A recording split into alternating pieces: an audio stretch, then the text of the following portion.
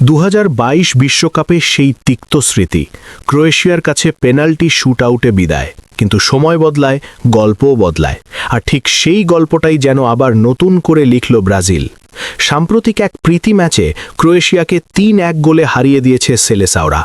অনেকেই বলবেন এটা তো শুধু একটা ফ্রেন্ডলি ম্যাচ, কিন্তু যারা ফুটবলটা বোঝেন তারা জানেন প্রতিশোধের অনুভূতি কিংবা আত্মবিশ্বাস ফেরানোর জন্য এমন জয় কতটা গুরুত্বপূর্ণ হতে পারে, বিশেষ করে যখন প্রতিপক্ষ সেই ক্রোয়েশিয়া যারা 2022 বিশ্বকাপে ব্রাজিলকে স্বপ্নভঙ্গের যন্ত্রণা দিয়েছিল। তাই স্বাভাবিকভাবেই ব্রাজিলিয়ান ফুটবল ভক্তদের মধ্যে এখন একটা স্বস্তি, একটা আনন্দের আবহ। তবে এই ম্যাচে শুধু জয় নয়, বরং অনেক গুরুত্বপূর্ণ দিকও সামনে এসেছে। কোন খেলোয়াড় কেমন খেললেন, কে দলের জন্য পার্থক্য গড়ে দিলেন, আবার কোথায় কোথায় এখনও উন্নতির জায়গা রয়েছে। আজকের এই ভিডিওতে আমরা সেই ম্যাচটা নিয়েই বিস্তারিত আলোচনা করব। ব্রাজিল বনাম ক্রোয়েশিয়া ম্যাচের পুরো বিশ্লেষণ, প্লেয়ার বাই প্লেয়ার পারফরম্যান্স এবং এই ম্যাচ থেকে ব্রাজিলের ভবিষ্যৎ নিয়ে কী বার্তা পাওয়া যায়। প্রথমেই যদি আমরা ম্যাচটাকে দুই ভাগে ভাগ করি, প্রথমার্ধ এবং দ্বিতীয়ার্ধ, তাহলে দেখা যায় ম্যাচের প্রথমার্ধে ব্রাজিল ছিল একেবারে তাদের স্বাভাবিক ছন্দে। আক্রমণাত্মক ফুটবল, দ্রুত পাসিং আর প্রতিপক্ষকে চাপে রাখার চেষ্টা সবকিছুই ছিল সেলেসাওদের খেলায়। তবে দ্বিতীয়ার্ধে কিছুটা ভিন্ন চিত্র দেখা গেছে। ব্রাজিল তখন অনেকটাই ডিফেন্সিভ ফুটবল খেলতে শুরু করে এবং নিজেদের লিড ধরে রাখার দিকেই বেশি মনোযোগ দেয়। কিন্তু এখানেও একটা গুরুত্বপূর্ণ বিষয় আছে। ম্যাচের শেষের দিকে, বিশেষ করে 80 মিনিটের পর যে দুইটি গোল ব্রাজিল করেছে, তার পেছনে ছিল অসাধারণ কাউন্টার অ্যাট্যাক। আর এই কাউন্টার অ্যাট্যাকগুলোই অনেক দিন পর ব্রাজিলের ফুটবলে আবার দেখা গেল। সাম্প্রতিক অনেক ম্যাচেই আমরা দেখেছি ব্রাজিলের আক্রমণে ধার থাকলেও সেই দ্রুত কাউন্টার অ্যাটাকের ঝলকটা যেন কিছুটা হারিয়ে গিয়েছিল।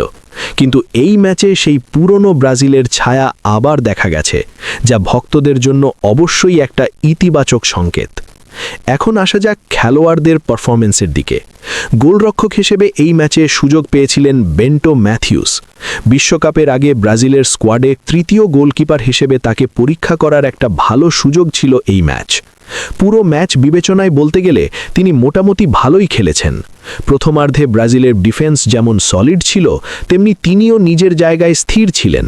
তবে দ্বিতীয়ার্ধে 84 মিনিটে যে গোলটি ব্রাজিল হজম করে, সেখানে কিছুটা হলেও তার ভুল ছিল। প্রতিপক্ষ ফরওয়ার্ডের সঙ্গে 1-on-1 পরিস্থিতিতে তিনি অনেকটা এগিয়ে এসে শট ব্লক করার চেষ্টা করেন, কিন্তু সফল হতে পারেননি। যদিও এমন পরিস্থিতি অনেক গোলকিপারের ক্ষেত্রেই দেখা যায়, এডারসনের ক্ষেত্রেও আমরা এমন ভুল দেখেছি, তাই পুরোপুরি তাকে দোষ দেওয়া যায় না। তবে অভিজ্ঞতার দিক থেকে অবশ্যই এখানে উন্নতির সুযোগ রয়েছে। ডিফেন্স লাইনের কথা বললে প্রথমেই আসে মার্কুইনোসের নাম। অভিজ্ঞ এই ডিফেন্ডার মোটামুটি ভালো খেললেও যে গোলটি ব্রাজিল হজম করে, সেখানেও তার কিছুটা দায় ছিল, কারণ সেই মুহূর্তে প্রতিপক্ষ ফরওয়ার্ড সহজেই গোলকিপারের সামনে পৌঁছে যায়। তবে আরও বড় ভুল ছিল ড্যানিলোর, যিনি রাইট ব্যাকে নেমেছিলেন। প্রতিপক্ষ ফরওয়ার্ডের সঙ্গে দৌড়ে তাল মেলাতেই পারেননি। স্পিডের অভাব স্পষ্টতই চোখে পড়েছে। তাই অনেকেই প্রশ্ন তুলছেন বিশ্বকাপ স্কোয়াডে তাকে রাখা ঠিক হবে কিনা, সেটা নিয়ে কোচ কার্লো আনচেলোত্তিকে হয়তো নতুন করে ভাবতে হবে। অন্যদিকে লিও পেরেইরা ডিফেন্সে বেশ স্থির ছিলেন। যদিও কয়েকটি মুহূর্তে মনে হচ্ছিল ভুল করতে পারেন, কিন্তু শেষ পর্যন্ত নিজের দায়িত্ব ঠিকভাবেই পালন করেছেন। রাইট ব্যাকে ইভানেজ মূলত সেন্টার ব্যাক হলেও তাকে ডিফেন্সিভ ফুল ব্যাক হিসেবে ব্যবহার করা হয়েছিল, তাই আক্রমণে তার অবদান কম থাকাটা স্বাভাবিক। তবে ডিফেন্সিভ দিক থেকে তিনি নিজের কাজ ঠিকই করেছেন। লেফট ব্যাকে ডাগলাস সান্তোস আক্রমণ ভাগে কিছু ভালো পাস তৈরি করার চেষ্টা করেছেন।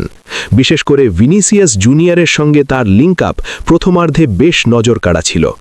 যদিও তিনি ক্যানসেলো বা থিও হার্নান্ডেজের মতো বিশ্বমানের ফুলব্যাক নন, তবুও নিজের সামর্থ্যের মধ্যে ভালো পারফরম্যান্সই দিয়েছেন। মিডফিল্ডে ক্যাসেমিরো ও ড্যানিলোর উপস্থিতি ব্রাজিলকে অনেকটাই স্থিতিশীলতা দিয়েছিল। ড্যানিলো তো এই ম্যাচে গোলও করেছেন।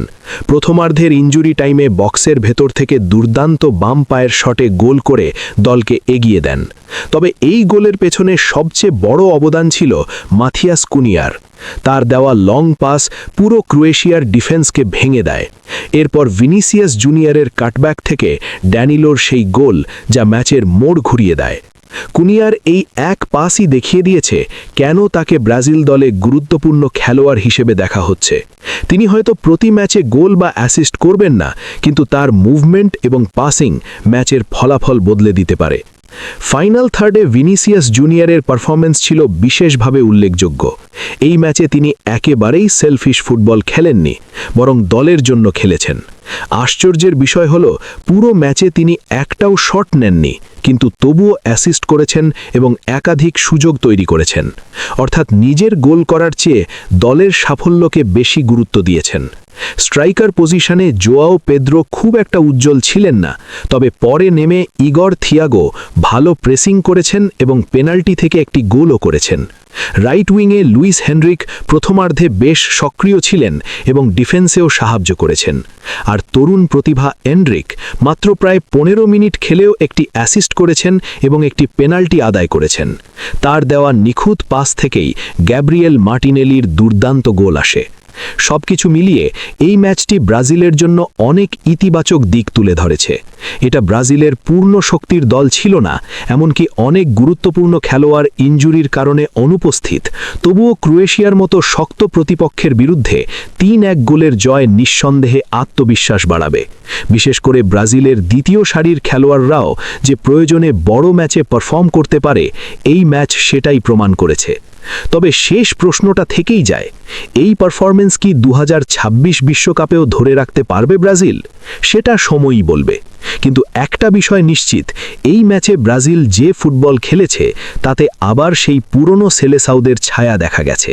আর সেটাই হয়তো ব্রাজিল ভক্তদের জন্য সবচেয়ে বড় সুখবর। এখন আপনাদের কি মনে হয়, এই ব্রাজিল কি আবার বিশ্ব ফুটবলে আধিপত্য ফিরিয়ে আনতে পারবে? আপনার মতামত অবশ্যই কমেন্টে জানাবেন।